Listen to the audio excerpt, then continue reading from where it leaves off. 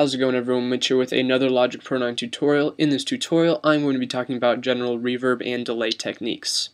Now, first things first, why do we need these special techniques for these two kinds of plugins and these two kinds of effects? And that is because, especially for reverb, these plugins are going to be very CPU intensive.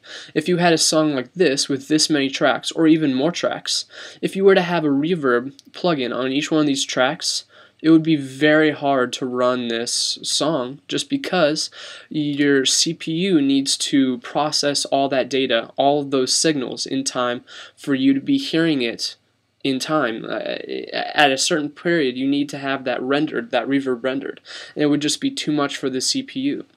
So what we need to do is a way to use a single reverb plugin and have multiple tracks be sent to that one reverb. And we can do that with effect busing.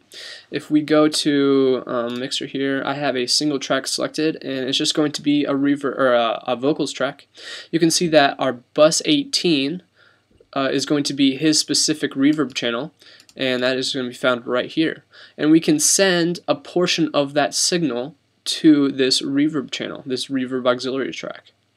And what we can do, if we look at, if we extend it, and look at all of the tracks, he has many different tracks being sent via bus 18 to his auxiliary track with his reverb.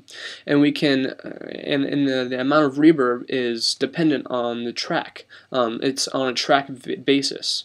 And you can do that, obviously, my vocals here all have bus 17. I'm going to be having a different reverb than him, but what this does is it creates a room effect. If you were to theoretically send your every single track onto a single reverb bus, and in Space Designer there's a lot of room effects, a lot of hallways, amphitheaters, all kinds of things that model different rooms. And if you were to imagine all of these instruments being in the same room recorded at the same time, we can create that effect by sending all of our tracks, or most of our tracks, to a single reverb and just playing with how much of that track is being sent to that auxiliary track. It's a very cool a way of creating singularity in your mix, and something you may want to look into if your track isn't sounding together as one. So there you are.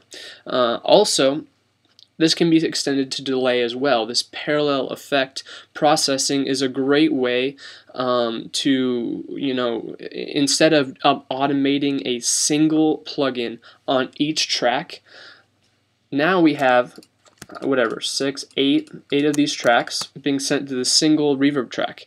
If we wanted to automate the reverb, how much of the wetness of that reverb, how much reverb, the length of that reverb, any of these different types of things, we would have to, if we had reverb on every single one of these tracks, we would have to do that. We would have to automate each one of these tracks. But instead, if we go to bus 18, we can just select it, and in our options in our mixer, we can create arranged tracks for the selected channel strips. What that's going to do is it's going to put this track onto our arrange window out here.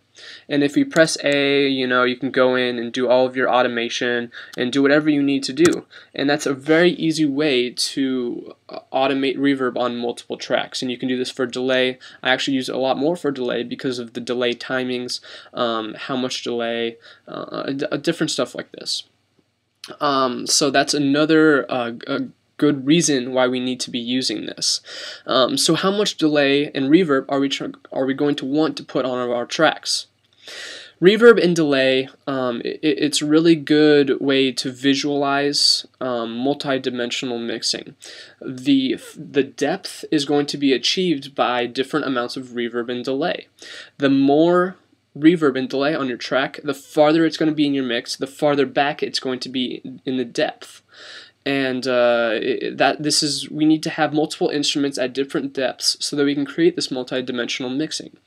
And so if you're going to have reverb on, you know, your vocals, your guitars, some pianos, stuff like this, you need to keep in mind that the vocals you want those vocals to be up in the front, as where some backing vocals and some, like maybe like a piano riff you want to be sunk into the mix a little bit more. You want it to be heard, you just want it to be sunk into the mix a little bit more. So you might want to add a little bit more reverb to those tracks, because of you want that to be sitting back in your song. Now, that's one reason for, or one telltale, you know, sign as how much reverb you want to put on a track. So you just how far up in the mix do you want it?